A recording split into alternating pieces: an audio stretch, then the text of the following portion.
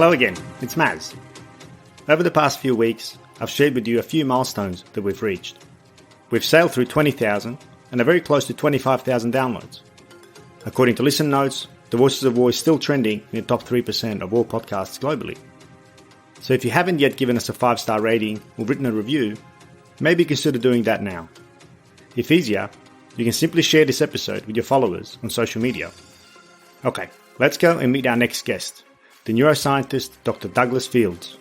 This discussion has without a doubt been one of the most impactful ones I've had to date.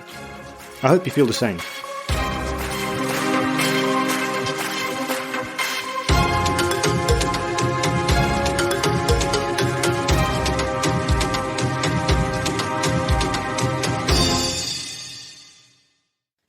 My guest today is Dr. Douglas Fields, who is a neuroscientist and author of numerous books and articles about the brain. He is a fellow of the American Association for the Advancement of Science, University of Maryland adjunct professor, and chief of the Nervous System Development and Plasticity section at the National Institutes of Health. He received advanced degrees at UC Berkeley, San Jose State University, UC San Diego, and was a postdoctoral fellow at Stanford and Yale University. He writes about science for Scientific American, Quanta, Outside Magazine, Huffington Post, Undark Magazine, Psychology Today, and similar prestigious outlets. His neuroscience research has been featured on national television, radio, NPR, the National Geographic, and others. And he speaks about neuroscience for the general public on mediums like NPR, World Science Festival, TEDx, and Google Talks. He is the author of 3 books about neuroscience for the general reader: The Other Brain, about glia, which are brain cells that communicate without electricity; Why We Snap, about the neuroscience of rage; and his new award-winning book, Electric Brain, about brainwaves, brain-computer interface, and brain stimulation. Doug, it is an absolute pleasure to host you on The Voices of War. Welcome. Thank you. Thank you so much for having me on your program. I've just finished your excellent book, Why We Snap, and really look forward to exploring how it relates to war and conflict. But maybe before we start, a little bit about your background. How did you come to be interested in the brain and neuroscience? Well, my degree is in marine biology, and I was always studying nervous systems. I studied the brains and sensory systems of sharks and related species. And I did a lot of the early pioneering work showing that sharks can detect electric fields, bioelectric fields. So that led to a increased interest in the nervous system. And then I turned entirely to studying the nervous system, how it develops, how it, the cellular mechanisms of learning and plasticity. And then was there a natural kind of transition from that into, I guess, the human brain and how the human brain works? Well, the point of all the research that I'm doing now is to understand how the human brain works.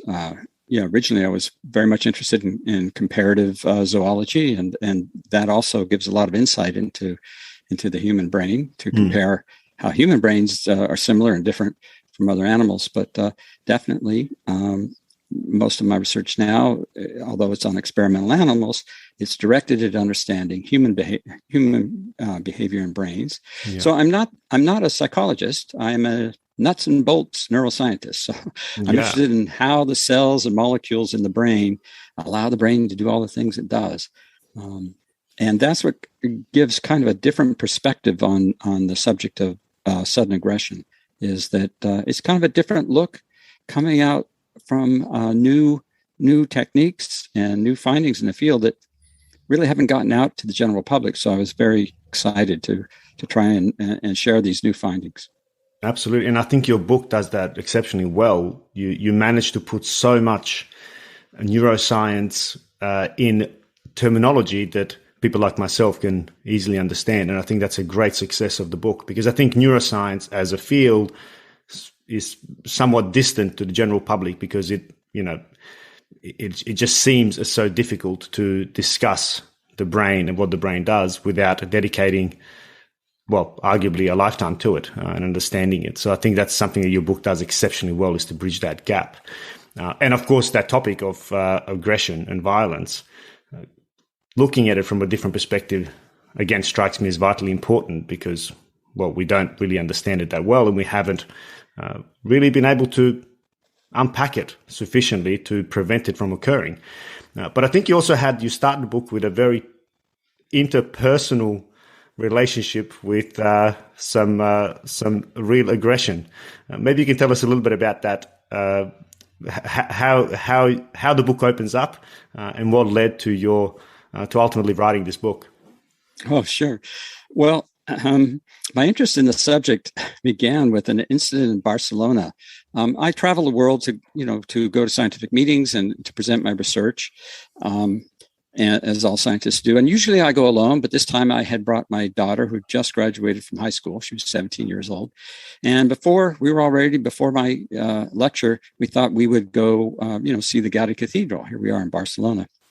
So coming up out of the subway, I suddenly felt this tap in the cargo pocket above my knee where I kept my wallet, and my wallet was gone.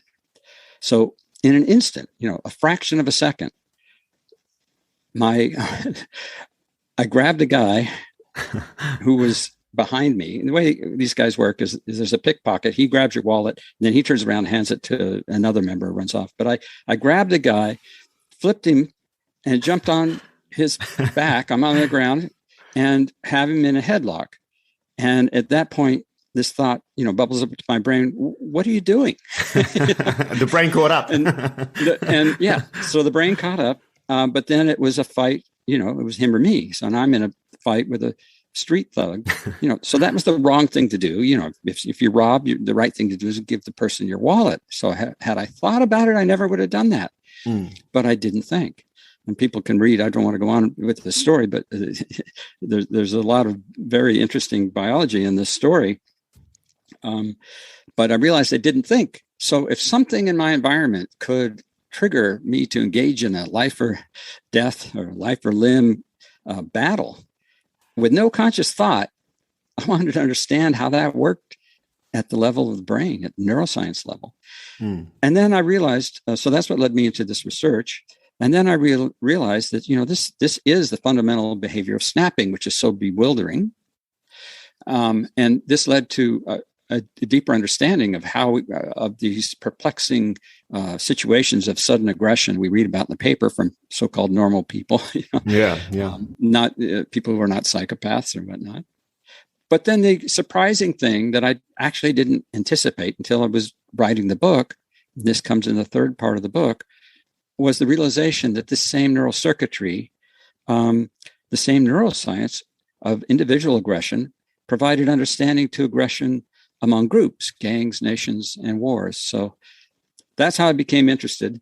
And it's fascinating biology. How can you engage? Oh, I need to tell folks, I'm not Arnold Schwarzenegger. Okay? I weigh 135 pounds, wire rim glasses, gray hair. I have no martial arts experience, no fighting experience. But the fact is, we are all wired for aggression. We don't have to be taught. We have this circuitry for aggression because we need it for survival reasons. Okay, and that was my natural follow-on question. What is the reason for this mechanism? What function does it actually serve? Because it's not in this instance, you snapped. Arguably wasn't the right thing to do, but it worked out well for you in this case. So what is the actual evolutionary function of this circuit or this mechanism? What this is basically a threat detection mechanism. So it seems that that anything can cause this sudden aggressive response. We see road rage and these incidents, even wars and things we read about in the paper, but it's not true. This is a very specific trigger. There are only 9 very specific triggers that will activate this response because this is looking at aggression as a behavior. All behaviors are controlled by the brain, and now we have new methods to be able to trace the circuits that are controlling these behaviors. So that's what's different about it. But fundamentally, this is a threat detection mechanism. You're not going to engage in a violent exchange, except for some very good reasons that our brains and our survival of the fittest engineered our brains to cope with. So these are real threats to our survival. It's highly regulated. We don't engage in aggression except when it really is one of these 9 life-threatening situations. And we now know there are different circuits for each of these threats. And the important thing to realize now, when you realize this is a threat detection mechanism and response, is that in the face of a sudden threat, there's not time to think, right? If you deliberate, you're dead. Yeah, you can see on the field, athletic field, they call it paralysis by analysis. So it's all done unconsciously. So go ahead.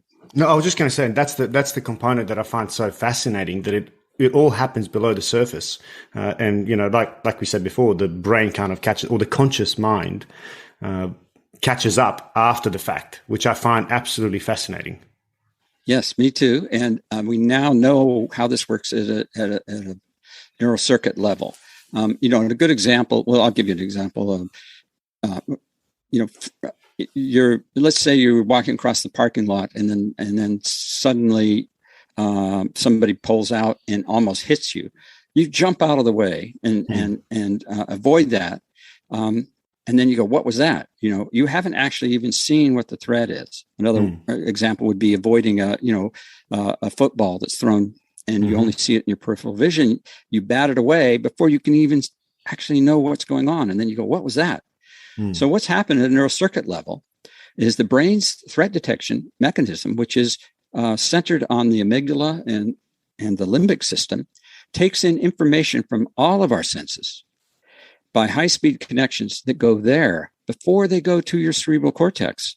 Your cerebral cortex is where you have conscious awareness, and so that's because you can't, in order to dodge a blow to a chin or something, it has to be rapid, and this response, for example, of something entering your visual field, that information can go to the amygdala and say, hey, that shouldn't be in my space. That's a threat. And just imagine how the brain can take in all this information, internal state, external state, and put you on a deliberative course to evade that threat, course of action. And you're not even consciously engaged yet. And then the second pathway goes to the cerebral cortex that analyzes and goes much more slowly so that you can see, was that a basketball or was it a fist that came at me? But that's all after the fact. And that's what happened to me in Barcelona, because I grabbed that guy within a fraction of a second. I hadn't even seen him. And I didn't even know who I had. And I'm on the ground literally worrying, did I grab the right guy? What have I done? But what I realized is I'm walking around Barcelona with my daughter, fully engaged, taking in all the sights and I don't, trying to understand where to go. But your brain's threat detection mechanism is always on the lookout, crunching enormous amounts of data, looking for threats. And it was aware of this person coming up to me. And although it was not conscious, I wasn't consciously aware, it wasn't a little old lady that I threw on the ground. It was the bad guy. It's an incredible system. And of course, evolution has given it to us for a very good reason, for that, to protect the organism. And those 9 triggers that you refer to, all of them can happen or do happen non-consciously. Is that right? That's right. That's yeah. Sorry, I was just going to say that again is absolutely fascinating, and it matters so much when we, we'll talk firstly about the personal level, but when we start zooming out into the society and kind of the macro level, but maybe we can delve into what those triggers actually are, because you use a very particular mnemonic to help us recall them. And I think that's a very useful way to have these in our mind. Yes. Well, as you mentioned before, a lot of times in science, the concepts are not that difficult. It's the jargon, the verbiage that is terrible, and especially in the brain. All those Latin words for all the parts of the brain. But often, it's not that complicated. But it's just not explained. And so I created this mnemonic called life morts. Every letter stands for a different threat that will trigger a violent response. And these are discrete circuits in the brain that control different threats. For example, L is for life or limb. That's also called defensive aggression. If you're attacked, you'll fight.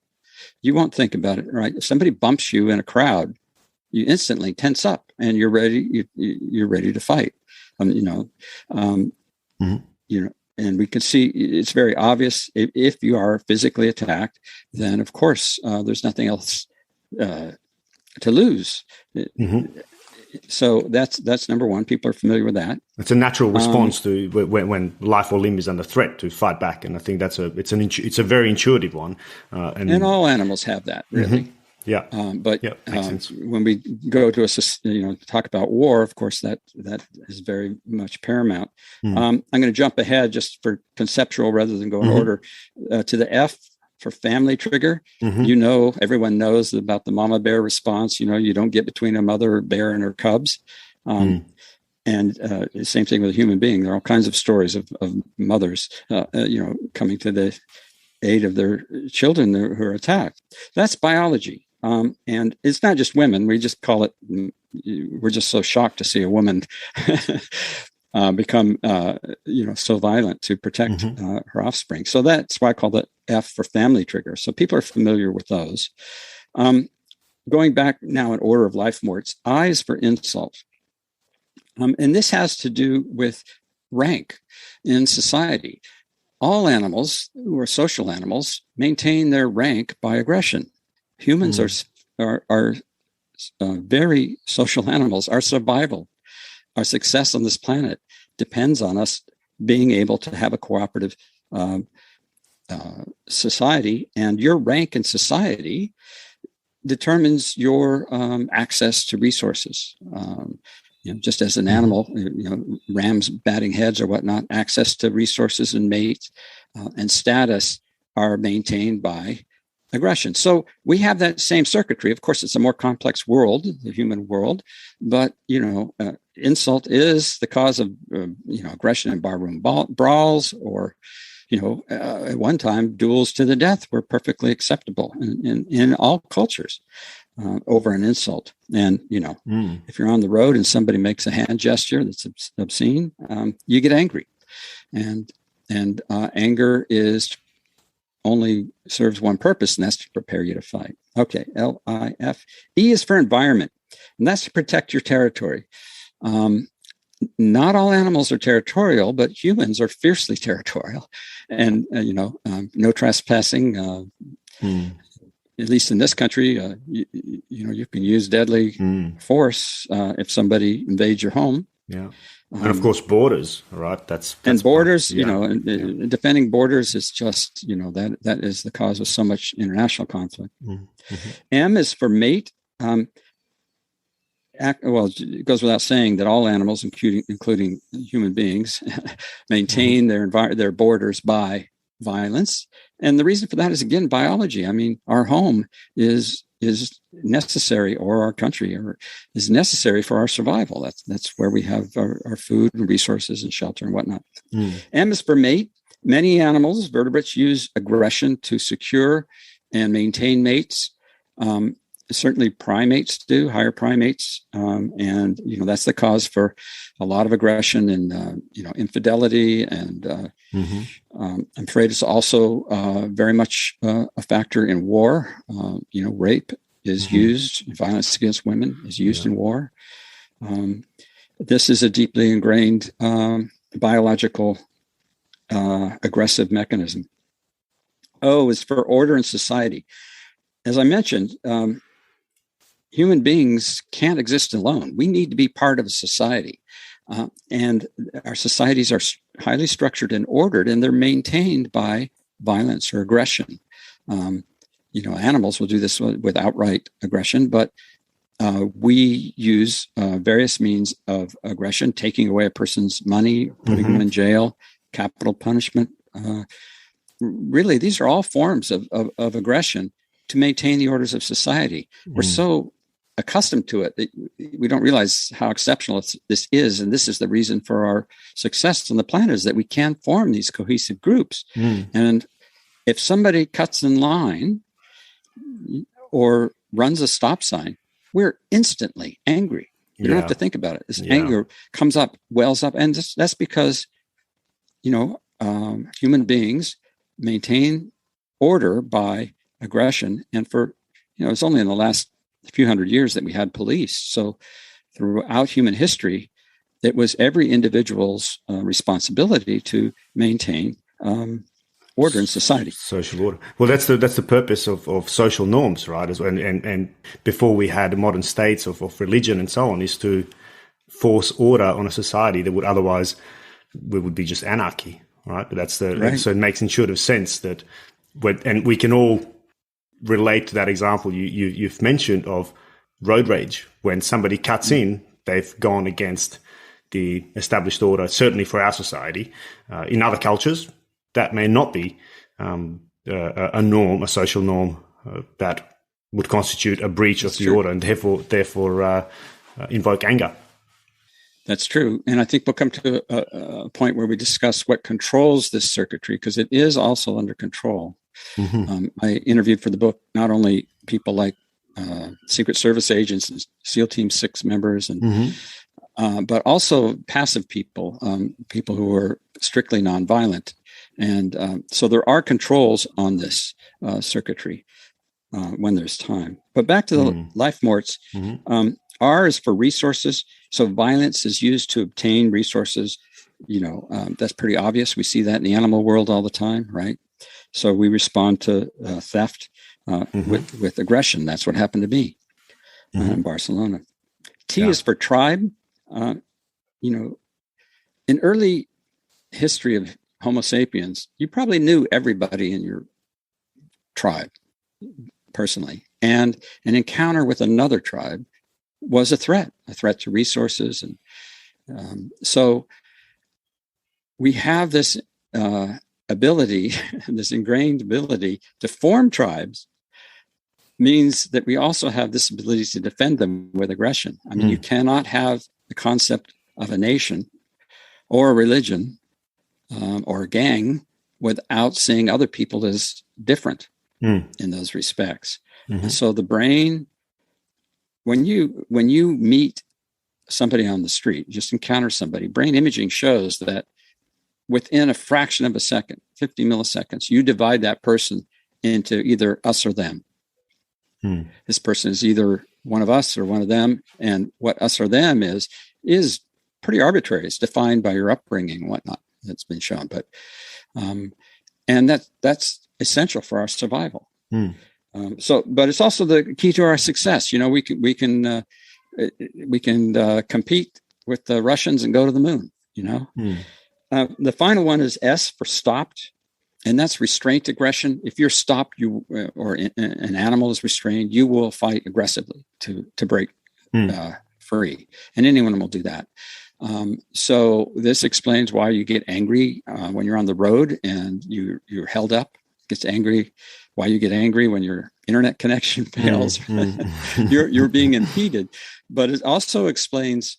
And so why do you get angry? That's what you need to ask. Why do I get angry and not sleepy or something else, right? Or bored? No, you get angry and you want to kick your computer. Yeah, that's right. Yeah. Here you have that feeling. Yeah.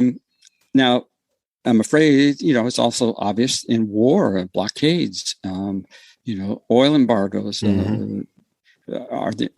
are provocations for war. The Japanese. One of the provocations of World War II was the oil embargo against Japanese, for example. And so it's important to realize what these triggers are, because if the situation is presenting them, you can understand that you are in a situation designed biologically to result in rapid aggression. And also, if you can recognize them, we need to realize second important thing is that these are not malfunctions. Okay. We have these circuits because we need them. I mean, tribe is how we have armies. That's how we have police. A policeman will, risk his or her life to defend his people or her people. So that's remarkable. It's not a malfunction, but like any threat detection mechanism, it can malfunction. It can be tripped inappropriately. And that's what we want to stop. Because when this circuitry works and you have an aggressive response for the right reason, we don't call it snapping. We call it quick thinking, or something, or heroism. It's only when it's a misfiring. And that's what you need to control. And that's how understanding these life morts can help you prevent an aggressive response if you realize it's a misfire. Oh, I'm angry because this guy cut in line. Yeah. And I particularly like that point, that we have the ability to actually intervene and prevent it. But one thing that strikes me as peculiar is, again, the fact that it happens non-consciously. All of these 9 triggers, in essence, they explain, as far as I can think, just about every instance of violence or aggression in our species, and as you mentioned, in other species.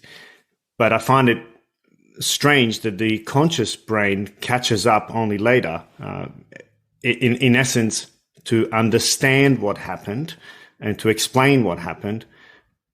But it feels like it's not really present there and then. So how do we actually get the conscious brain to be present enough to respond when one of these 9 triggers, one of the life morts triggers, is actually struck?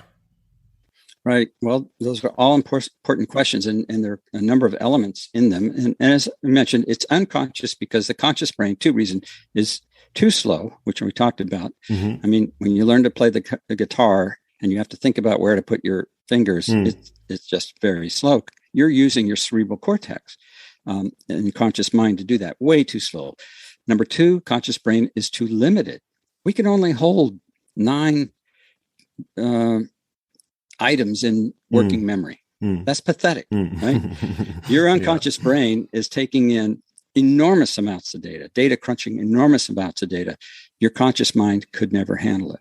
So that's why. But the second point is a lot of aggression is conscious. And I'm glad to hear you say that, in your opinion, you haven't found any instance of violence that couldn't be understood, except for these triggers. And that's what I'm finding as well. And it is all encompassing.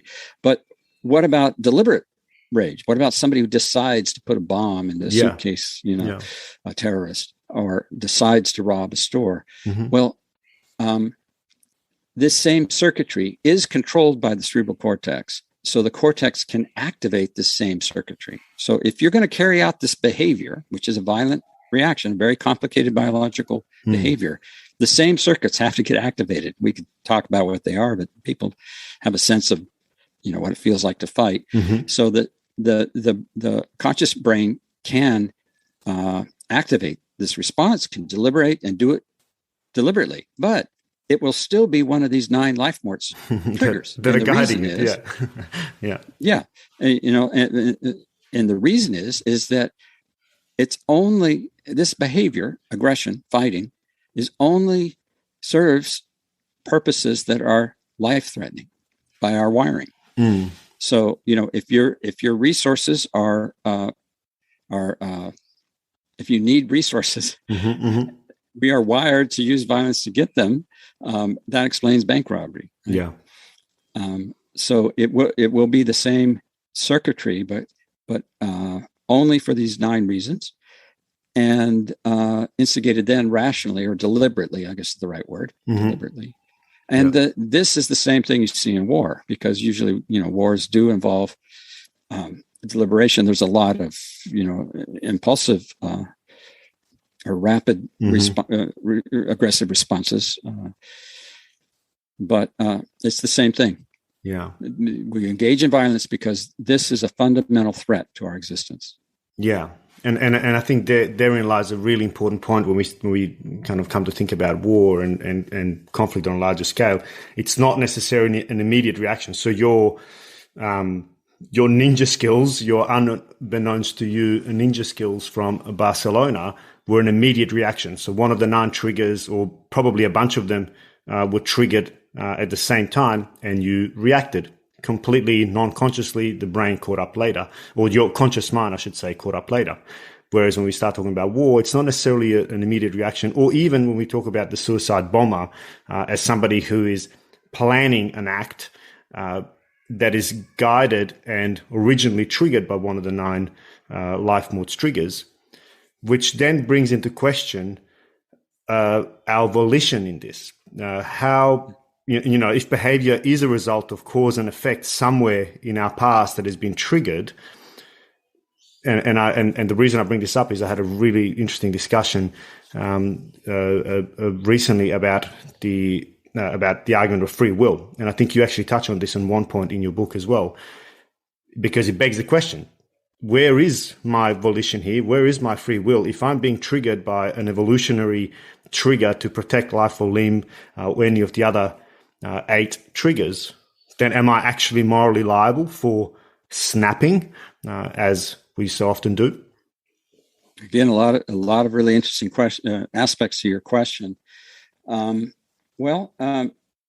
First of all, we all have this capability for violence, and I think one, and it's innate, the fact that you can have a draft and take anyone out of society, and they will engage in destruction, violence, and death. As part of the military is an example of that. So we all have that capability. I think people are largely unaware of how much processing goes on unconsciously, right? It's amazing. And it's for the 2 reasons I said, but, even in a discussion, we have a nice discussion here, right? Mainly it's going on unconsciously. These ideas bubble up into our mind, and we may hear us say these thoughts for the first time when we say them. So that's because these are very complex behaviors. So the brain does an enormous amount unconsciously, and we just don't appreciate that, I think, enough. But in terms of volition or culpability is what you're talking about. There are 2 aspects here. I think that we are responsible for our actions because our actions have consequences.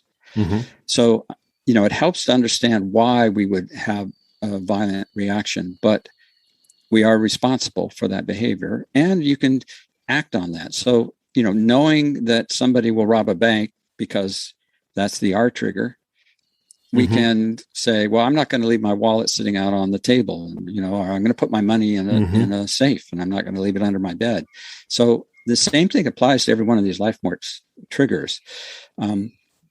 We can take action based on this, but we are responsible for the outcome. And that's why it's so important to understand what these triggers are, because even when it's deliberative, a terrorist or a deliberate invasion by an army or something, it is one of these 9 situations by which the brain is wired to engage in violence.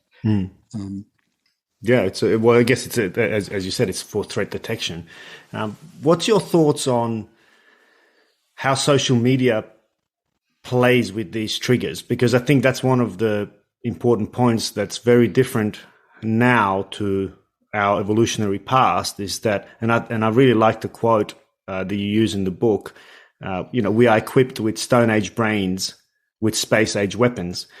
Now, in this instance, and we'll come to actual weapons, but some are saying, and I've written an article on this, how social media has become weaponized effectively. So what are your thoughts on how social media interplays with these 9 triggers, and what can be done about that? Right. Well, the thing to understand is that the brain we have now is the same brain we had 100,000 years ago as a species. It hasn't changed, but the world, our environment has changed enormously. So, we don't live in caves or in the open plains of Africa. And so the brain is coping with an environment it was never designed to operate in. driving 60 miles an hour, a foot off the asphalt, inside a machine, and so many other things. It was never designed to deal with weapons, atomic weapons that could annihilate the mutually assured destruction of everybody on the planet and ruin the whole planet, or just firearms. It was never designed to handle the drugs, both of abuse and of therapeutic kinds of drugs that are used today. And it was never designed for this kind of instant communication across the world, transportation that brings together clashes among different tribes and cultures. And, 9/11 was very much a culture clash, right? And if it wasn't for communication, transportation, and social media, we never would have known. We wouldn't know that their culture has these different values and practices. So and then you add to that congestion and stress. And we didn't talk about this, but stress is an important factor. I'll set that aside for now to continue this line of thought. Social media is a weapon. I mean, if you look at, the Boston bombers, people who become radicalized, and certainly this is in the press right now with respect to Facebook, and it is a weapon. But those things that didn't exist bring us into conflict because they press on these triggers. And it's very important, if you have a teenager, to understand, that when you're disrespected on Facebook and you get angry or suicidal, that happens. To tell them, well, don't get angry when you're disrespected. That doesn't really help. You need to say, well, of course you get angry. And here's why. It's the I trigger. You've been insulted. You're hardwired to fight. And your survival depends on your rank. And yeah, you should be angry. But hey, that was designed for survival of the fittest in the jungle. We don't live in the jungle. You're going to get into a fight. Now, that sounds like too much rationalization, and it doesn't work like that. I use the example of if you're bumped in a crowd, you tense up and you turn and you're ready to fight. What if the person says, "Oh, excuse me"? Instantly, that tension and the aggression goes away because your unconscious brain can only deliver this threat. Hey, there's a threat to your conscious brain, and then your conscious brain can then act on it. And if the person says, "Excuse me," it goes, "Oh, yeah, okay, that's a misfire." That's why we need to understand these life morts, because you're suddenly angry at something on the road. If you find it's one of these misfires, you don't need to go through a lot of deliberation or, calm down, count to 10. You just go, "Oh, that's a misfire." Yeah, of course of course I'm angry, but yeah. Yeah, it's absolutely amazing. And it explains so much. Again, I think this is one of those books that it kind of just made sense from the start, because you can just see these things every day. You can see it I can see it when I respond to an email in a way that the way an email might trigger me. And I just did this recently where somebody just, in a professional work email, did something that was absolutely benign. It just, but in some way insulted, inadvertently so, my status and my rank in that particular organization, completely inadvertently. Right. But I happened to be reading the book at the time that this happened, and I recognized it immediately.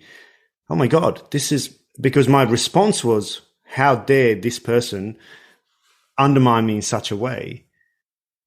Because and I blame that person. Glad to hear that. Yeah. I'm so glad to hear that, because it's that understanding. The first step to controlling anything is to understand it. Yeah, you understand. Okay, I'm angry because this guy disrespected me. Yeah, I've got this biological legacy. That's why I'm angry. But I think that's wonderful. It made a real difference, because it allowed me to take a step back and say, well, hold on. Give the benefit of the doubt. What is the most gracious way you can view this? And I managed to calm down, realizing, hold on, maybe that was not even the intention. I reacted. So let's just take a pause. And in fact, I then called this person who I had never met face to face, but had engaged emails over a period of time, and we just discussed it. And it turned out that, of course, it wasn't intended as I initially perceived it.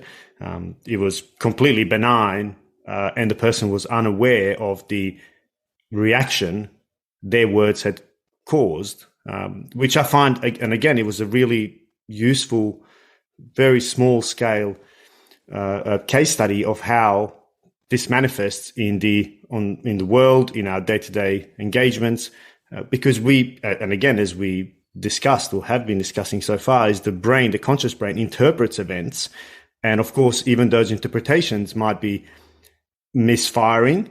And again, for one of these 9 life morts triggers, which I find so important and so relevant to everyday life. And this is maybe a pivot to the macro level. Because again, this is something. Well, just let me comment on that first before we go on. Please, Thank you for sharing that. Because I think, look, we all know this, and we've all experienced this. Maybe people won't admit it, but we all know somebody who, has this reaction, and it's embarrassing and it's bewildering. Why smash your tennis racket? Yeah. And so. Why smash a dish? And it doesn't make any sense. So it's very helpful to understand there's a biology here, and that's the reason for it. Yeah. And it's so liberating. I find it so liberating because then it's so much easier to have, firstly, empathy with myself, but perhaps more importantly, empathy with others. Right. And I did leave out things like, alcohol and traumatic brain injury and these kinds of things that we all know, that if you have impairments, this can lead to aggression. But the problem I find is that you read about somebody, O.J. Simpson or somebody who was just, nobody thought he was a vicious killer the day before the incident, right? So most of the acts of violence are not by people who are psychopaths or something. They're so-called normal people. And that's what I wanted to understand, because it's embarrassing, it's unpleasant, and we kind of put this aside. Anyway, you're about to pivot onto. I'm guessing. No, I mean, no, absolutely. This is a really relevant. And I think just tying into that point, at the individual level, again, you mentioned O.J. Simpson, but in the kind of space of war and conflict.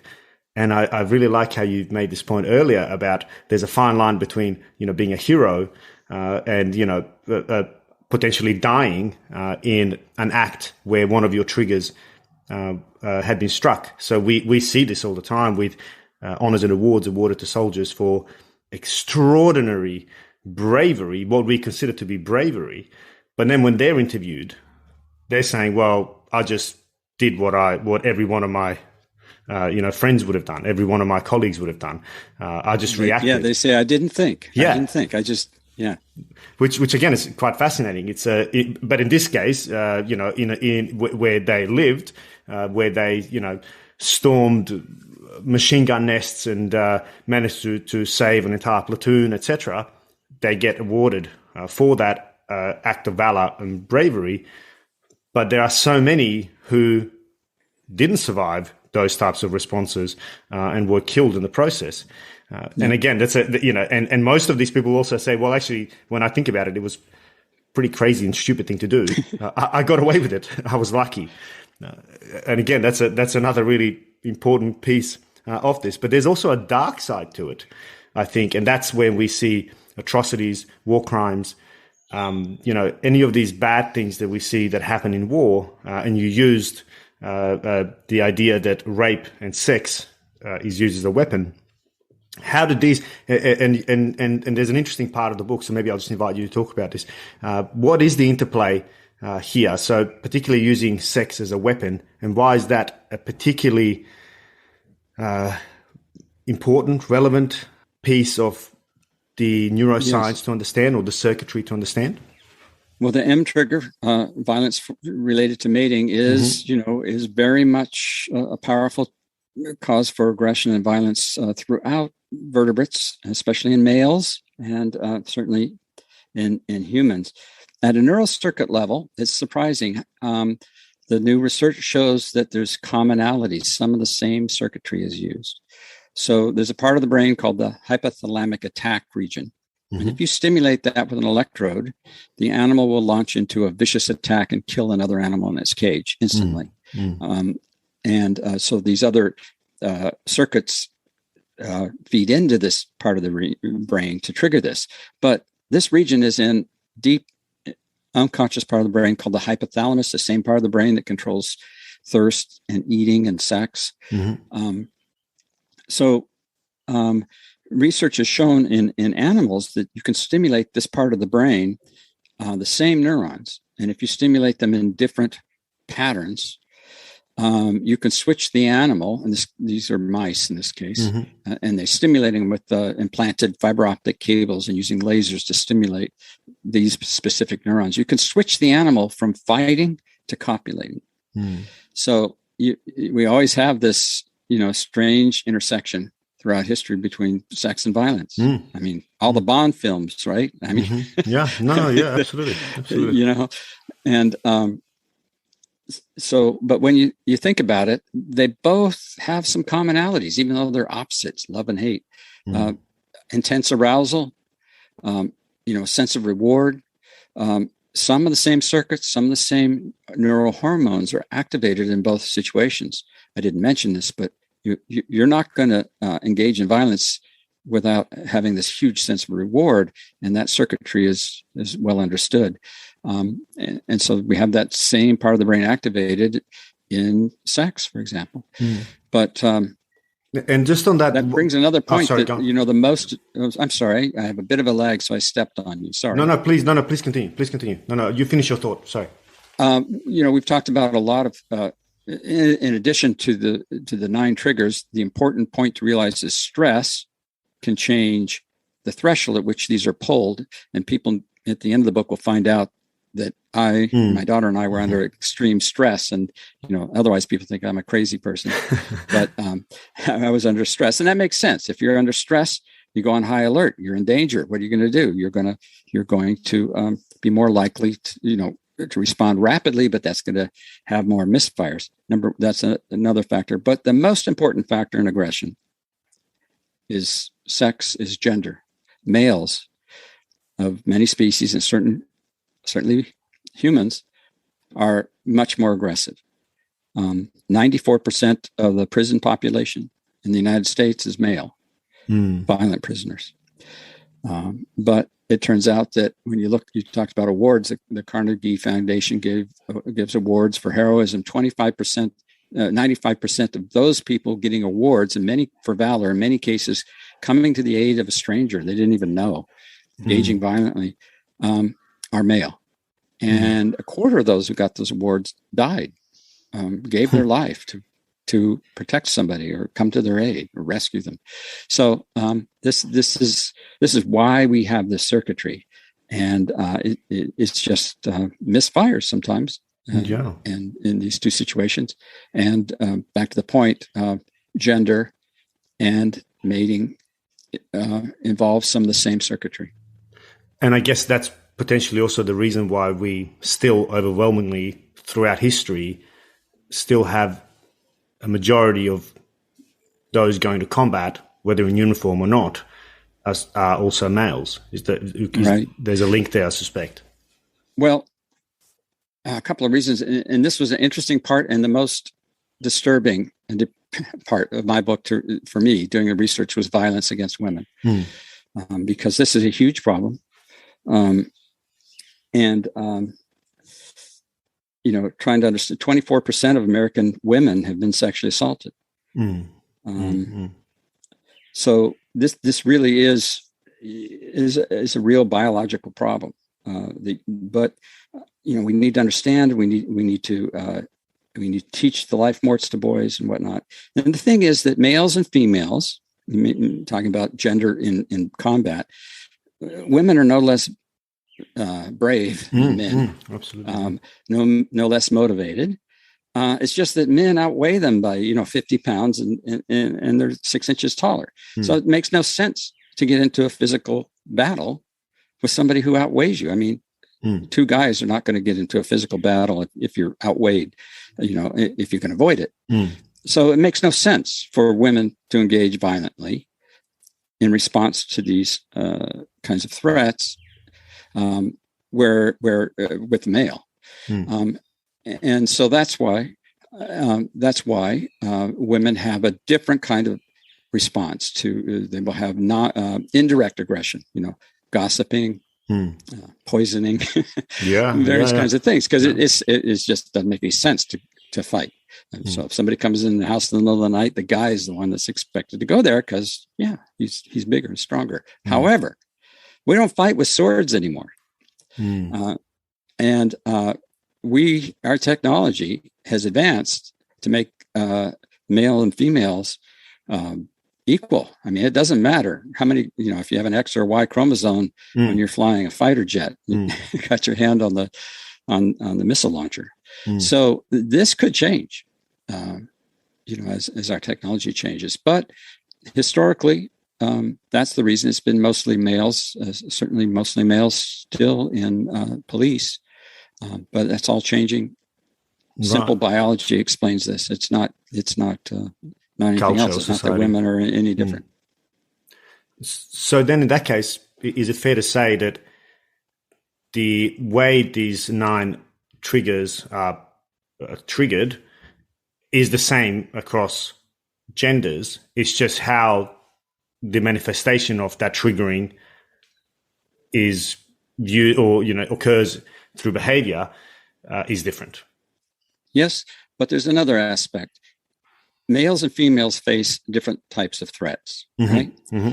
You and I as males, we go out at night in the city, walk down a dark street. I don't think about being sexually assaulted, all right? But a woman can never not think about that. So males and females face different kinds of threats. Well, the male and female brain has adapted differently to confront these specific threats. And I saw that in Barcelona with my daughter. One thing that EEG analysis and brain imaging has shown that in the case of a sudden threat, males use the right hemisphere of the brain and females use the left. And, we don't know why, but that's what happens. So I didn't tell people, but after my fight with this pickpocket, I got my wallet back, but it turned out to be a whole gang. All right. And then they chased my daughter and I through Barcelona for the next hour, where we were fighting for our lives. We felt we would run in the front of restaurants, out the back, trying to elude these people.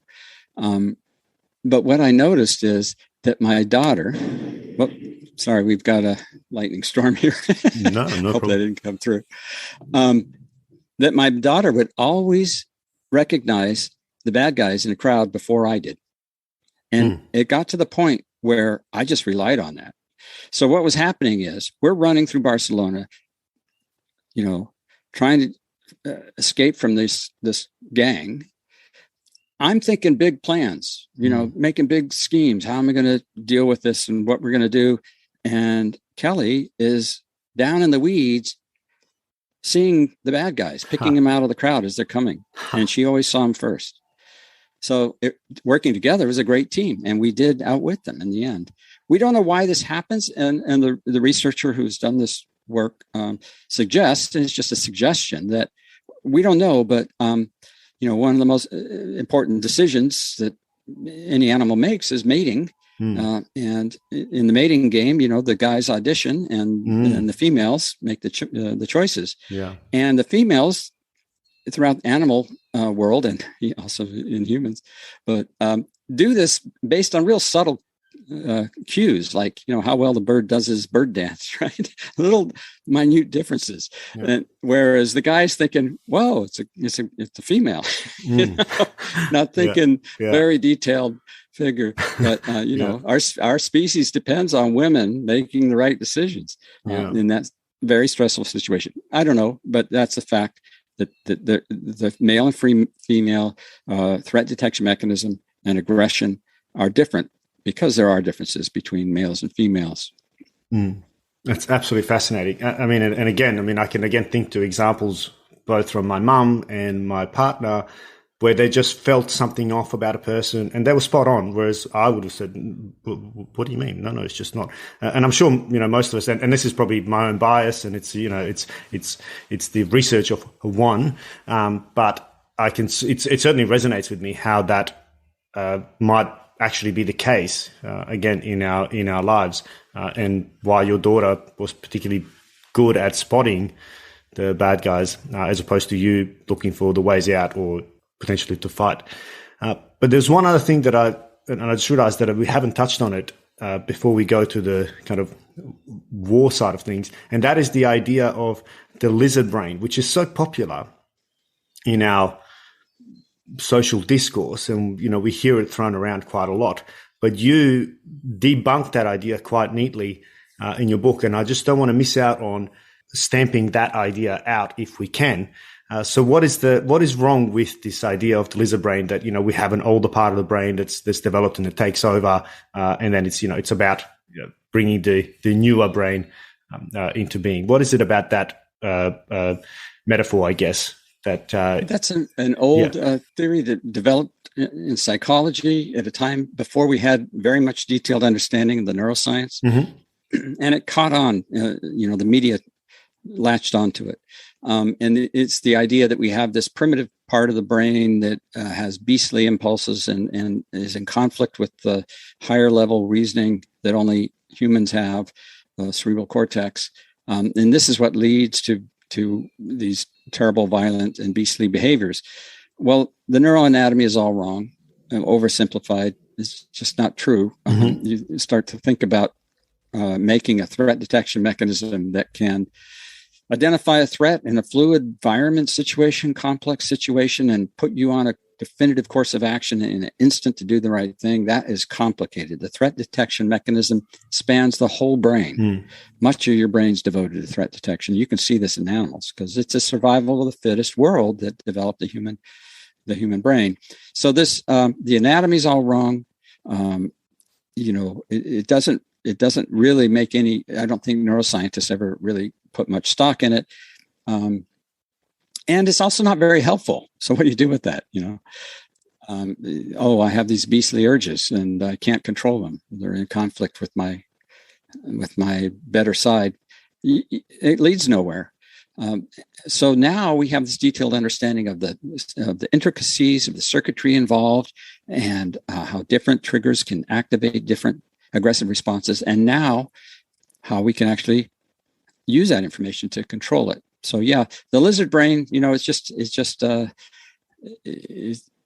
a very appealing, popular notion, but it never had much scientific validity. Okay, and I guess that's perhaps the reason why I wanted to get rid of, because I did used to refer to the lizard brain in some of my discussions, and it seems like a neat way to explain things that are far more complex than they initially appear. And that's why the life morts mnemonic is so useful, because it gives you a list of things where you can start really narrowing in as to which circuits are being triggered right now.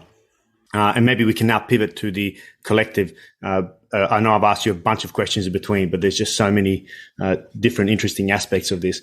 But life morts does apply, or we can apply life morts to the collective societal level, and if we analyze how we went to war in certain instances, we can see how some of these or multiple of these triggers were struck. Is that accurate? Yes, and also hope to use these for peace building, to avoid war. Absolutely, and one example that just keeps striking me is the idea of the I, or the insult, and it seems to be so prevalent in our geopolitical conflict, debates, discussions, where we don't necessarily understand how we, whoever we might be, might have insulted another nation. And I think sorry, go on. Absolutely. And it's a world of great inequality. And you can inadvertently insult people, or people, you don't even intentionally do it, can feel inferior, made to be inferior. That's going to lead to a revolution or to war. I'll give a specific example. My skin started to crawl when our president started referring to the North Korean president as the little rocket man, right? Now, what's that going to do in terms of just the biology? And somehow I think somebody persuaded him to change course. And when he actually, embraced the president, went over and, some would argue that he was he went too far that way, but it definitely diffused to a certain extent the hostility. Whereas calling a leader of another country names, little rocket man, is not going to help. It's going to worsen things. So definitely insult is one of the triggers.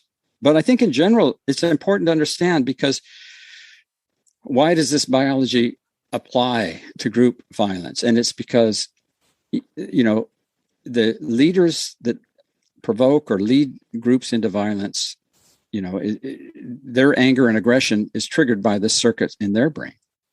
So that will let us understand the instigator, number one. Number two, if you can understand the life morts, you can protect yourself against being manipulated.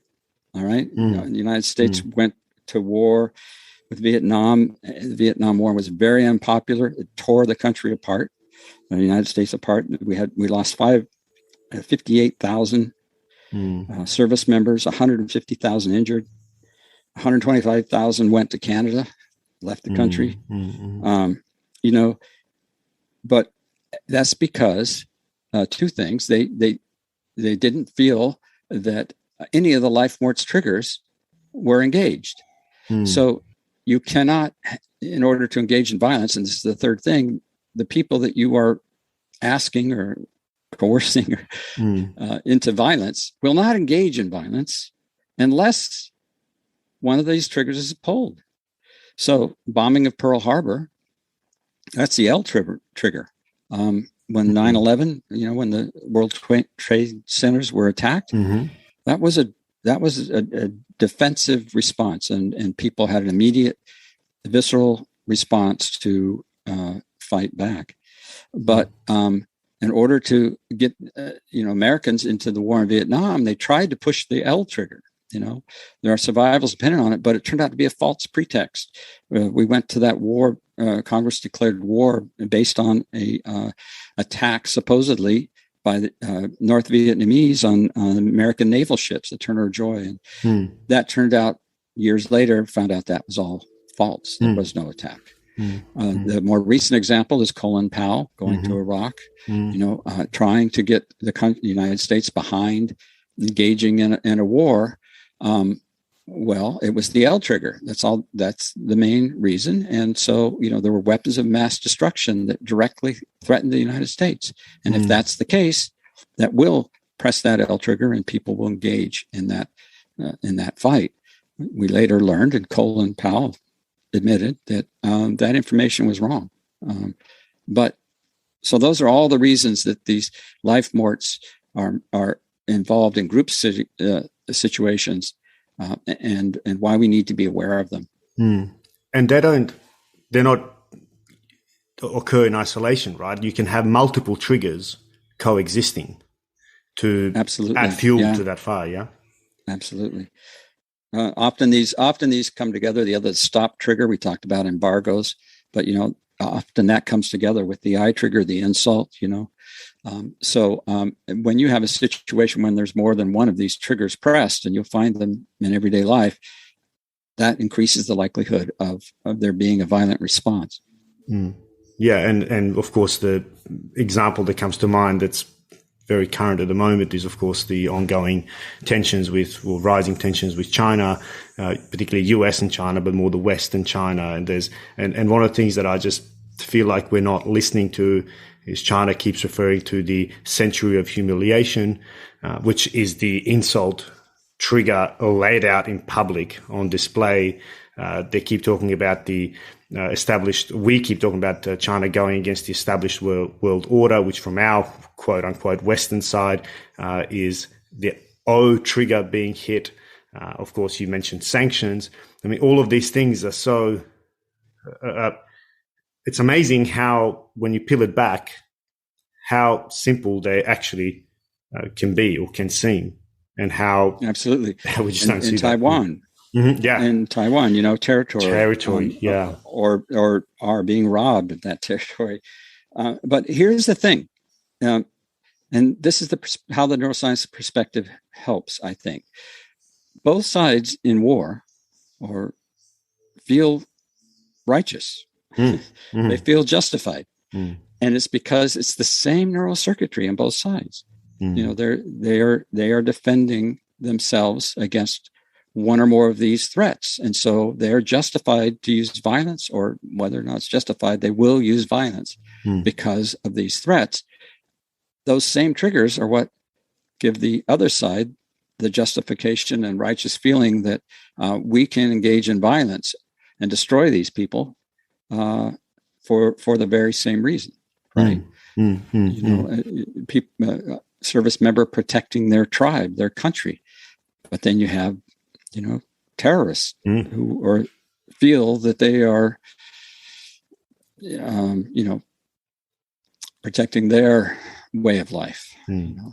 Well, it puts the one man's terrorist and another man's freedom fighter saying into context, and it gives it, and it really gives it biological validation that that's exactly what it's absolutely true, that's how people perceive it. Well, that's the way I think the only way to get around it is recognize these triggers. First of all, understand what is instigating this aggression, tendency, anger for aggression at a neuroscience level, and then deal with that. Don't say, why these guys are angry or they're wrong, but understand the other side point of view from a biological perspective. Then try to address that and diffuse that trigger. And you may be able to do that by some other diplomatic means. And you can very often use one trigger against another trigger. For example, the T trigger ended up in one of the elements to this Capitol riots. But other people who may even have been sympathetic to one side suddenly were united by the O trigger and the T trigger. First of all, hey, this is not how you have an organized society. We have procedures, we have rules that violated it. And then they would also say, yeah, okay, we have our differences, but we're all Americans. Yeah.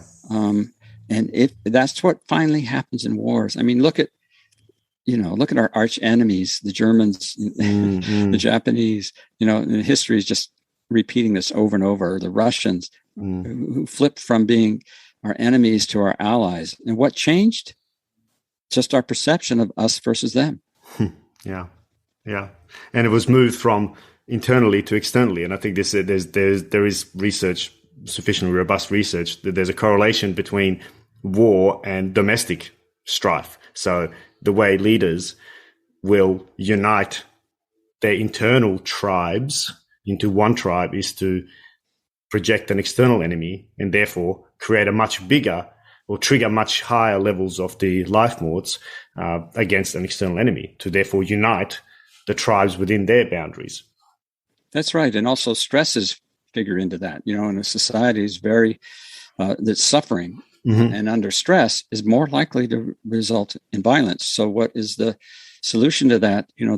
Is what I guess foreign aid is all about. A big part of foreign aid is to try to relieve those stresses, in part because if you don't, it's going to boil over into violence. Yeah, and you've mentioned stress a few times. Maybe it's a neat time to just delve into that a little bit more. Why is stress so important for us to understand? And neurologically, what do we understand stress to be? Right. Well, we all know what stress feels like, but what it is your unconscious brain taking in situational information about your internal state, your external state, and coming to the conclusion that you're in danger. And, when you're in danger, you put your threat detection mechanism on high alert. that's self-protective. This is what protects a service member over there walking around in the streets where there are IEDs everywhere. But this is also what protects each of us when we are under threat. We are the threshold on these more triggers being pulled lowers to protect ourselves against that. But that also means you're going to have misfires, more likely. Just like you put the nation's civil defense on high alert, it's more likely you're going to have a misfire. Or put another way, the reason stress makes sense in that context is the right thing to do when you're under threat is to lower the threshold on your threat detection mechanism. But then you're going to have more. A real good example of that was just this terrible situation of evacuation from Afghanistan, and right after that terrorist bombing, the United States then, with a drone, mistakenly bombed an innocent man and his children, in a car, mistaking that person as a terrorist. Well, we were under tremendous stress. We had a clock ticking. We had just had this horrific bombing. And so we were on this biology, put us on a hair trigger. And we made a mistake. If we hadn't been under stress, a little more time would have passed, and we might have found out that this was not a need for a violent response. The other is when we had that, we killed Soleimani, and then the Iranians shot all of those missiles back to the Americans. Interestingly, we didn't fight because we actually felt that was kind of justified at a biological level, that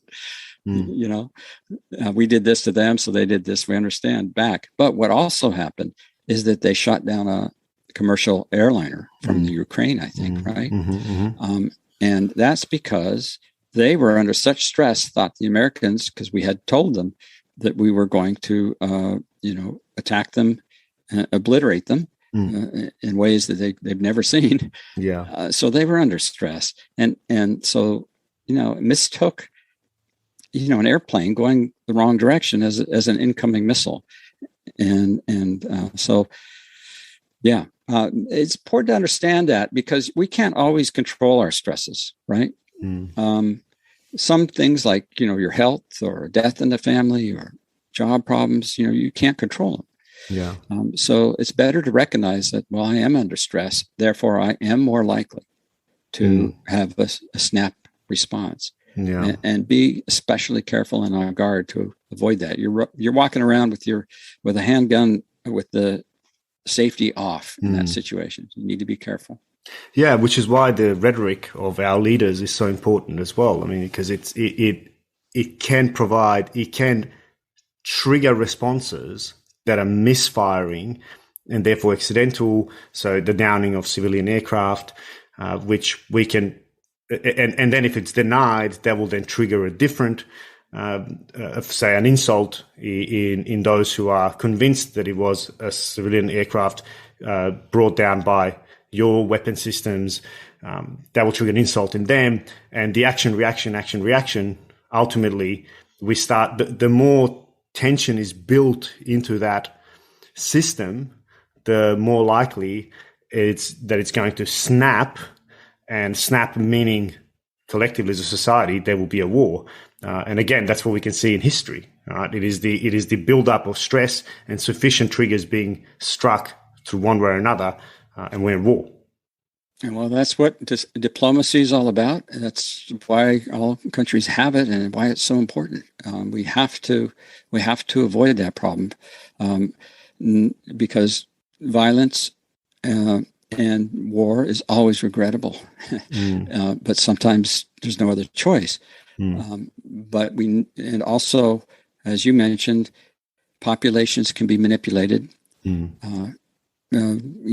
Gangs and religious strife and groups of people can be pitched against one another by leaders pressing on these triggers to engage in violence. So maybe one of the final few questions then, how can life morts inform the life of peacemakers, peace builders who go into development environments to help develop other nations, or even soldiers who go and keep the peace, because they are oftentimes in a very, very strange, uncertain, unfamiliar environment where stress and anxiety will be elevated anyway. So therefore, again, as you mentioned a number of times, that increases the chance of one of these life forms to be triggered. What advice do you give these people who are on the ground in these environments?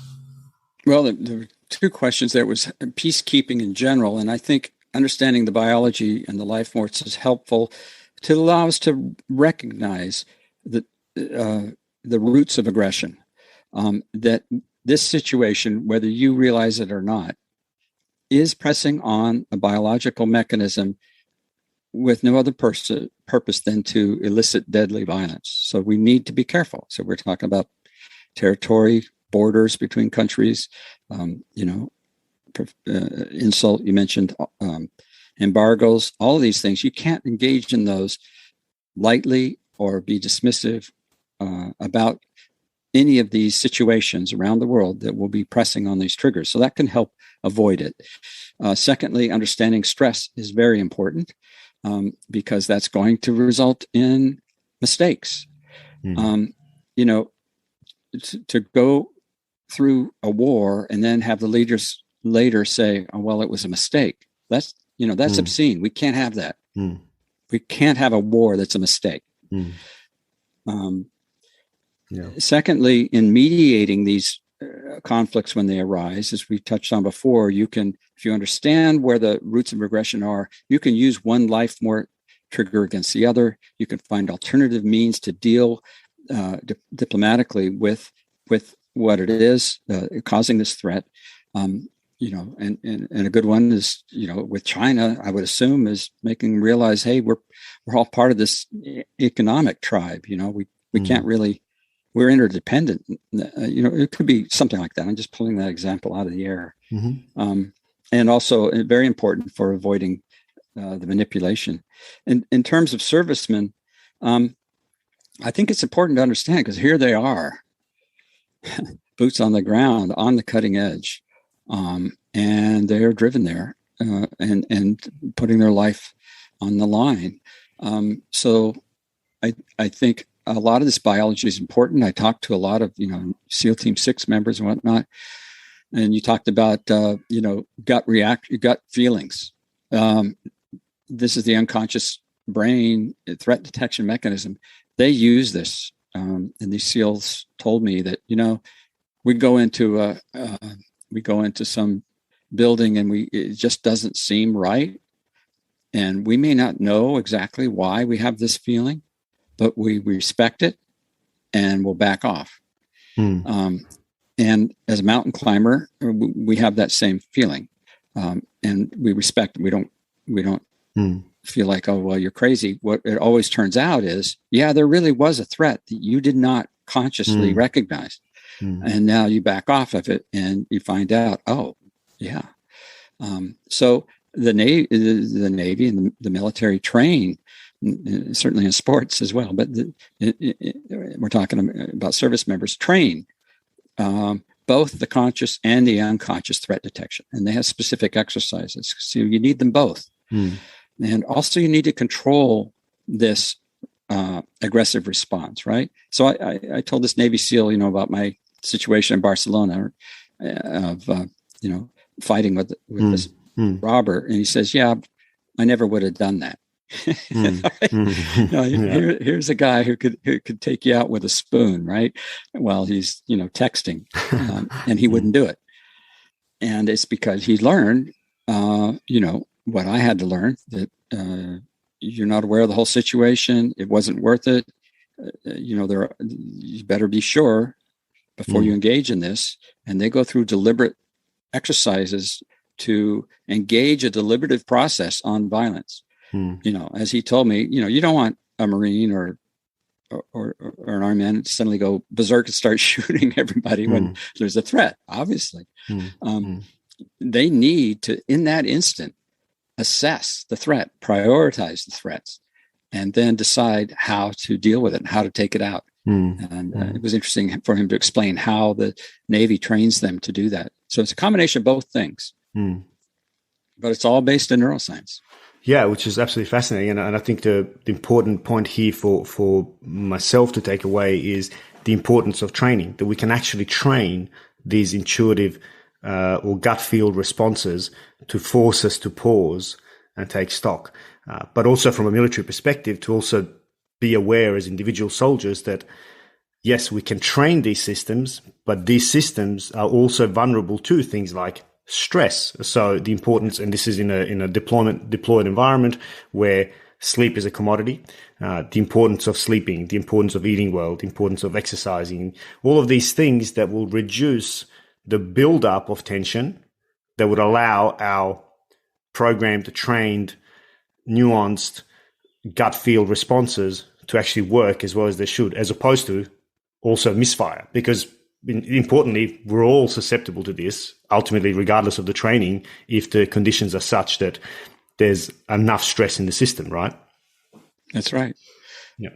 I was interested in talking about control in people who are strictly nonviolent. So how is that possible? If we've got this, and there are people. So the Quakers, but the Jains, this religious group, the Jains, believe in reincarnation. They won't kill any living creature. They sweep the path in front of them, so they don't step on ants. They won't eat root crops even, because that kills the plant. Right. So I went to their temple's probably the wrong word, but I interviewed them and I went to one of their services, and they're wonderful people, lovely people. They're strictly nonviolent, completely nonviolent. And I asked them, and I could see the way they do that is they structure their society to eliminate these life morts. They give up money. They could go down the list, so that they don't have these triggers. Because what we have is the control of this circuitry by the prefrontal cortex. And they train their whole life. I mean, part of it's also probably genetics, but it's partially environmental. They grew up seeing their family react to situations nonviolently, and that wires the brain up that way. But there is a consequence. They will not engage in violence for any reason. If someone invaded their house and attacked their children or their spouse, they would not engage in violence. Now, I understand that it's because of their deep religion and feeling that, life on earth is transient, and the goal is to get to nirvana and separate yourself from worldly, earthly concerns. And so I understand it and I respect it. But I'd have a very hard time with that. So when I was in the listening to them in the service, there is an instance where from the Middle East, there was a soldier put in a cage and burned alive. And there were pictures on that on TV, just disgusting, horrifying. And the speaker used that as an example and said, you can't judge that. You can't say that's good or bad. That's just that person's karma. I would have a very hard time with that. I mean, I just can't imagine accepting that kind of brutality. So the point here is that you can control it, but you're going to give up a lot. The other thing I wondered is, if violence is so necessary as it is, and we see it in the animal world and human world, how do you have people who are nonviolent persist? And the amazing thing is, the Jain religion is the oldest religion in existence. Yeah, it's really impressive because it strikes me as though they're deeply conscious of the action-reaction component to this. So the way to cut the circuit, so to speak, is to not react, which comes with this whole idea of forgiveness and potentially mediation or truth, reconciliations, and so on. Is that maybe what it is? That it's a recognition, and because we are so programmed to react, it's very difficult, and it's also very difficult domestically, politically, to the tribe, etc., to reject a violent response. Whereas what they've figured out is, well, that's the only way ultimately to stop this from occurring again. You accept what's happened. That's their karma. as they call it, and you move on. Is that maybe what it is? Yes. And I talked to him about it, and that's exactly right. It's not easy. They are fighting their biology.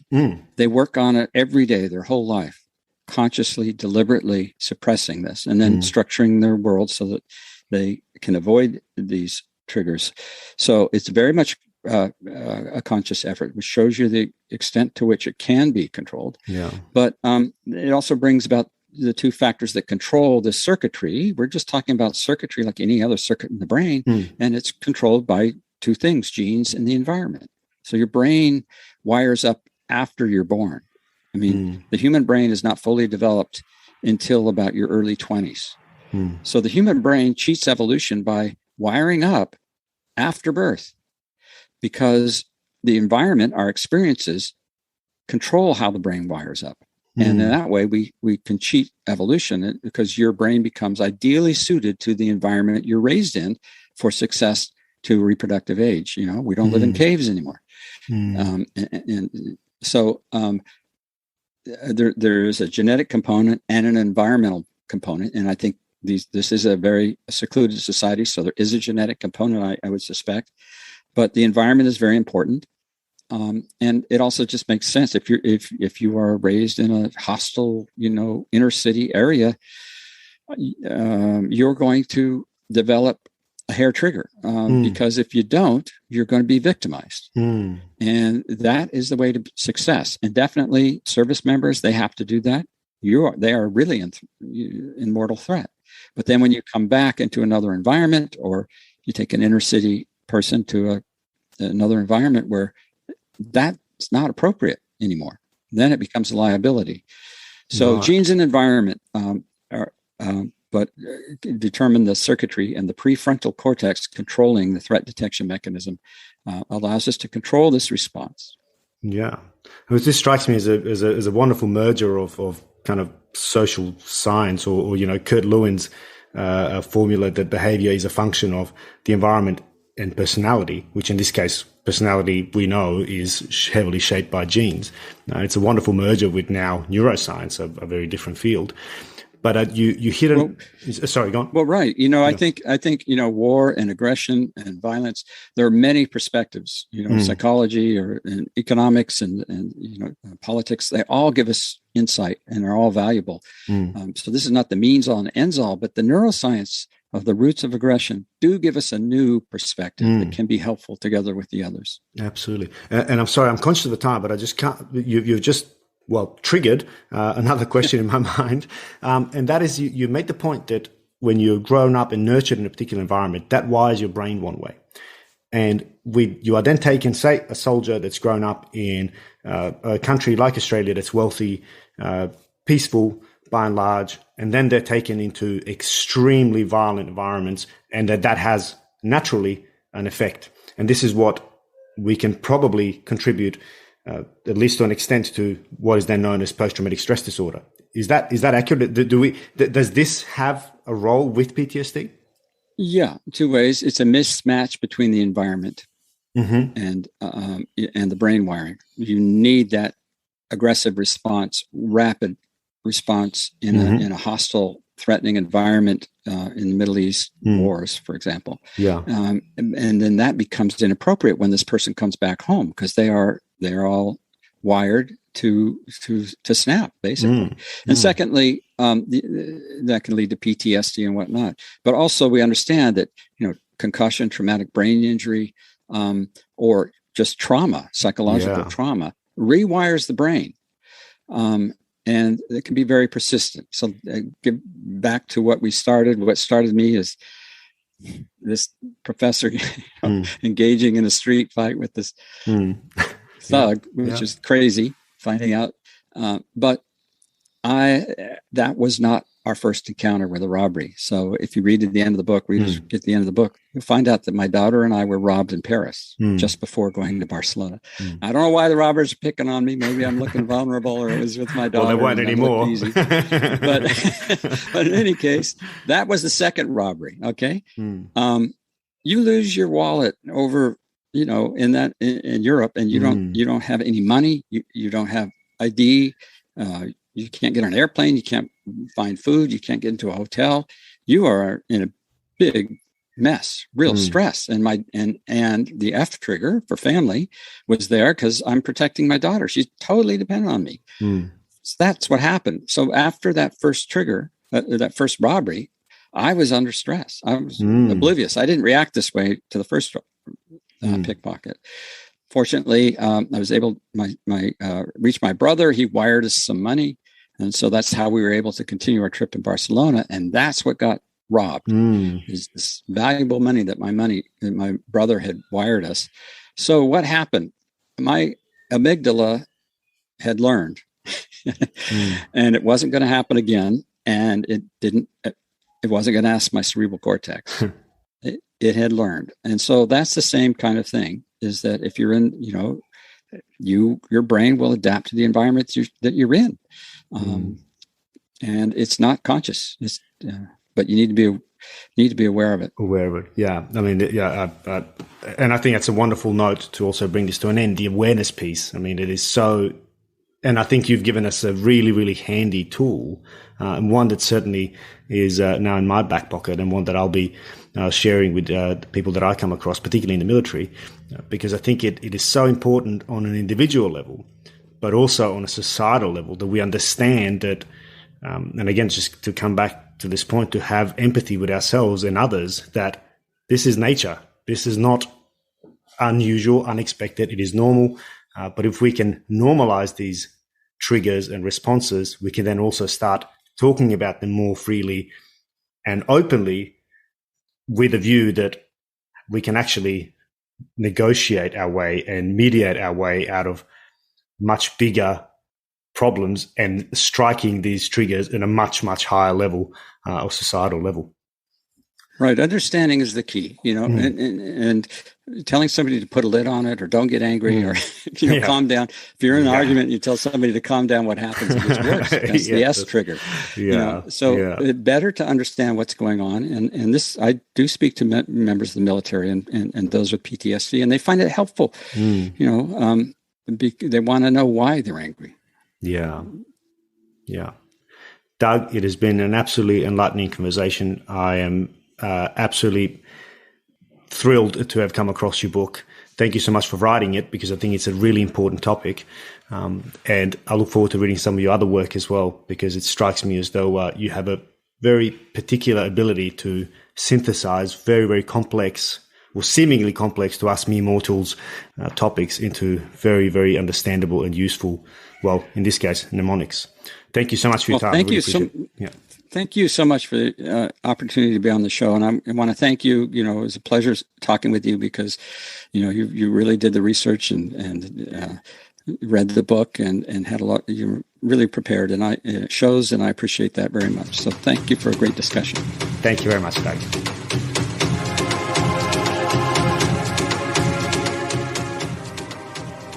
Thanks for joining us for another episode of The Voices of War.